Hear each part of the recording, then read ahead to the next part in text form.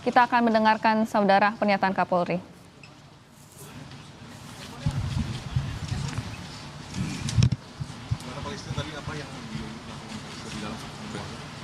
Jadi yang pertama saya mengucapkan bela sungkawa dan duka cita yang sangat mendalam terhadap almarhum Afan dan juga tentunya seluruh keluarga. Tadi kami menyampaikan bela sungkawa dan juga minta maaf dari institusi kami atas musibah yang terjadi. Dan tentunya kami tadi juga bertemu dengan lingkungan, ada RT, ada pengurus masjid, ada RW, dan kami berkomunikasi untuk mempersiapkan pemakaman dan juga tentunya hal-hal lain yang diminta oleh keluarga almarhum.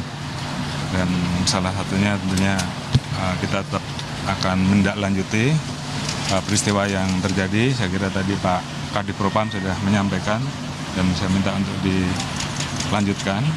Dan tentunya saya juga minta maaf pada seluruh keluarga besar ojol dan juga masyarakat atas musibah dan peristiwa yang terjadi. Dan mudah-mudahan semuanya bisa tetap terjaga dan ke depan semuanya bisa kita kelola dengan lebih baik. Sekali lagi mohon maaf atas peristiwa yang terjadi dan kami mewakili keluarga besar institusi Polri menyampaikan duka cita yang mendalam dan permohon maaf yang sebesar-besarnya. Mungkin itu yang bisa saya sampaikan. Terima kasih. Pak, ini kan tidak pertama kali terjadi. Sejak 2019 sudah ada berulang kali kematian dalam penanganan polisi, termasuk kanjuruhan dan lain sebagainya. Kira-kira perbaikan kedepannya apa Pak dari polisi? Perbaikan yang dan kalau tidak dilakukan pertanggungjawabannya apa Pak? Ya saya kira Karena tidak pasti selalu terjadi itu Pak. proses akan selalu ada. Konkretnya, Yang Pak, jelas perbaikannya. evaluasi terus akan kita lakukan. Evaluasi apa Pak? Perbaikannya Pak. Konkretnya Pak. Tadi Ya, Pak, ada ya. di Simpang 5 itu kan ada kebakaran ya, jadi dibakar ya Pak di depan Mabes Kuitang ini. Respon dari Kapolri bagaimana Pak?